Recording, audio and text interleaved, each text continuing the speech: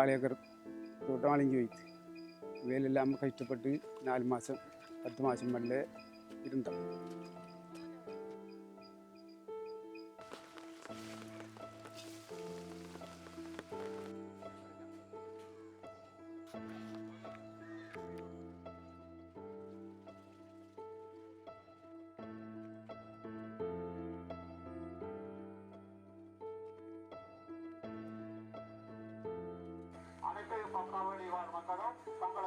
அப்போ நாங்கள் ஒரு மாதாந்த கூட்டம் நாங்கள் கூடி அப்போ இந்த மாதாந்த கூட்டத்துக்கு எங்களோட கிராம சேவர் அதில் தலைமை தாங்கினார்.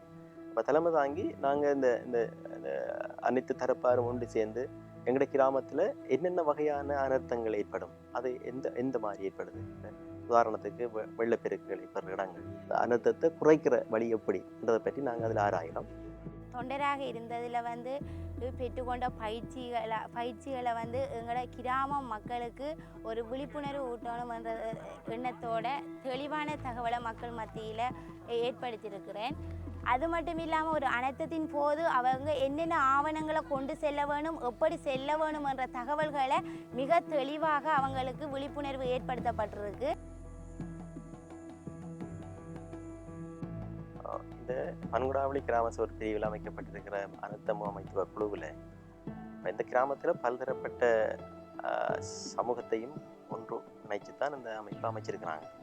அதில் அனர்த்தத்தால் அதிகமாக பாதிக்கப்படுற நிலையில் இருக்கக்கூடிய கர்ப்பிணி தாய்மார்கள் என்போன்ற மாற்றுத்திறனாளிகள் மற்றும் வயதிபர்கள் சிறுவர்கள் என்று சொல்லி இப்படிப்பட்டவர்களை முக்கியமாக அதில் உள்வாங்கி அந்த அனர்த்த முகாமைத்துவ குழுவை அமைச்சு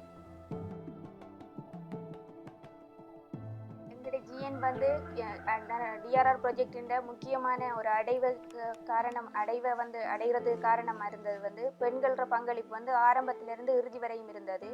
அதுக்கு உதாரணம் 2014ஆம் ஆண்டு ஏற்பட்ட வெள்ளப்பெருக்கில் எங்களோட ஜிஎன் ஒரு குறைஞ்சளவிலான பாதிப்பை இது சந்திக்க வேண்டியிருந்தது. அதை நாங்கள் பெண்கள பங்களிப்பால் நாங்கள் செய்த திட்டத்தை தயாரித்து கொடுத்து அதுக்கு முன்னுரிமைப்படுத்தின விதத்தினால செய்யப்பட்ட அனர்த்த குறைப்பு செயற்பாடுகள்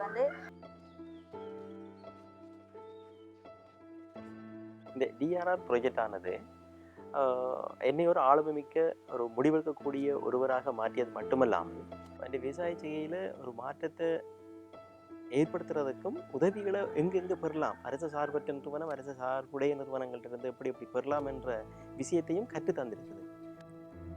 டிஆர்ஆர் ப்ராஜெக்ட் சம்மந்தமாக என் அனுபவம் என்னென்னு சொன்னால், நான் என் குறிக்கோள் அடைஞ்சிருக்கிறேன். அதில் என் குறிக்கோள் என்னென்னு சொன்னால் யுத்தத்தாலேயும் அனர்த்தத்தாலேயும் பாதிக்கப்பட்ட மக்களுக்கு உதவி செய்கிறதோடு அவங்களோட வறுமையை நிவர்த்தி செய்ய அந்த இதிலிருந்து இயலுமையை விருத்தி செய்கிறது தான் நோக்கமாக இருந்தது. அதோட ஏதாவது டிஆர்ஆர் சம்மந்தப்பட்ட பயிற்சிகள் எந்த விதமான பயிற்சிகளையும் இப்போ என்னால் கொடுக்க இயலும். அந்த அளவுக்கு ஒரு மன தைரிய உறுதியோடு நான் இருக்கிறேன்.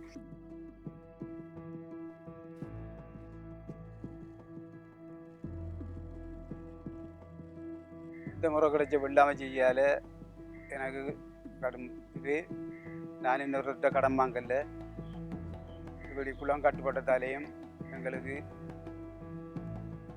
தொழில் செய்ய வசதிகள்